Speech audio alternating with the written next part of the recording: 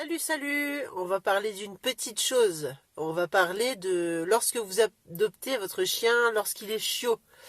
Vous savez, comme je vous ai déjà expliqué, non seulement il faut regarder le critère de la race, etc., par rapport à votre mode de vie. Donc ça, c'est un point essentiel. Vous n'avez pas le choix. Vous pouvez pas prendre un chien hyper sportif si vous êtes casanier, et vice-versa. Une des choses les plus importantes est de voir si le chien il a été correctement sevré et si il a été jusqu'à la fin de son sevrage avec sa maman et ses frères et sœurs.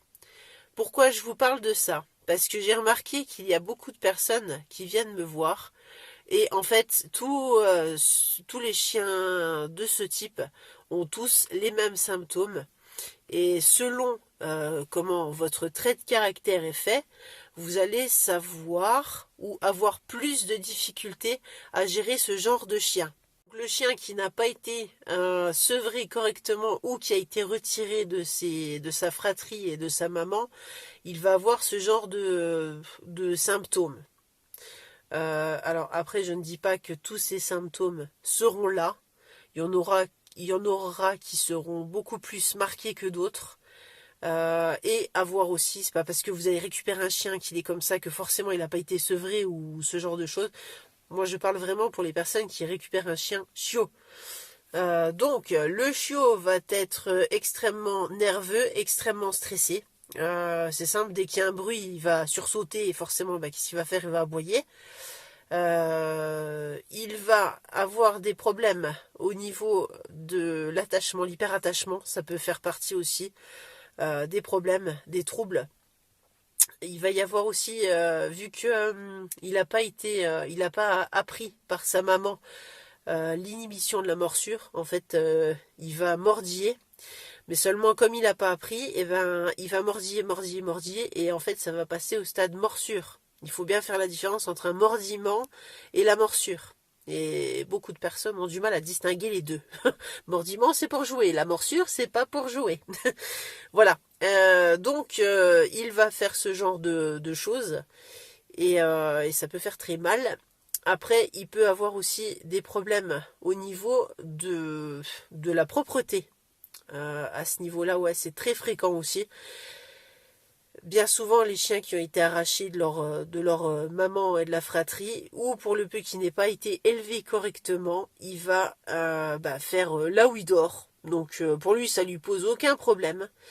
Alors qu'un chien qui a été élevé correctement, il ne fera jamais là où il dort. Avec un chien comme ça, il faut être extrêmement patient et extrêmement calme. Si vous êtes une personne qui est très stressée et qui perd patience à la moindre chose, ne prenez pas un chiot comme ça parce que vous allez avoir beaucoup de mal à gérer. Parce que plus vous allez vous énerver, plus le chien va monter en pression et plus ça fera l'effet inverse de ce que vous voulez que ça fasse.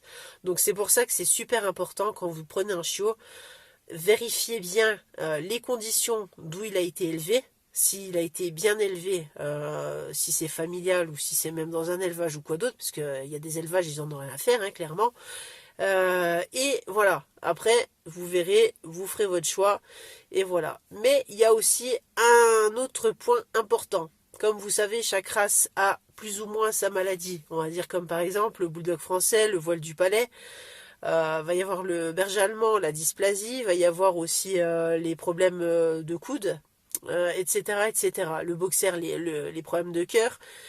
Voilà, chaque race a sa maladie. Donc, le problème est que bien souvent, les éleveurs qui sont un petit peu, voilà, ils vont vous dire, ah les parents, ça va bien. Mais c'est pas les parents qu'il faut regarder. C'est pas les parents du chien, c'est les ancêtres encore. Donc, ça veut dire que ça se peut que ça soit au niveau du grand-père, de la grand-mère, etc., etc. Si c'est un élevage reconnu, faites vraiment bien attention à ça. Si c'est un élevage de famille, après, si ça vous dérange pas, c'est votre choix, mais après, ne vous faites pas avoir, surtout si vous êtes dans l'idée de faire de l'élevage ou des concours, et puis qu'en fait, après, au final, votre chien, il se retrouve pas dans la possibilité de le faire. Voilà, messieurs, dames, donc réfléchissez bien quand vous allez prendre votre chiot. Si vous voulez prendre votre chiot et que vous savez qu'il a eu ces soucis-là dans ses premiers mois de vie, à vous de voir. Et de toute façon, vous savez où me trouver si vous avez besoin d'aide, parce que je me ferai un plaisir de vous aider à régler tous ces petits problèmes. Alors aussi, une dernière chose, les problèmes peuvent s'estomper, mais on ne pourra pas régler tout, parce que c'est ancré en lui ou en elle, donc il n'y aura pas le choix de faire avec. Seulement, il faudra trouver un mode de vie plus simple, que ce soit pour vous et pour le chien. Donc après, ça c'est pas grand chose en fait. Voilà, écoutez, je vous laisse vous abonner, je vous remercie et je vous fais des bisous. À très vite!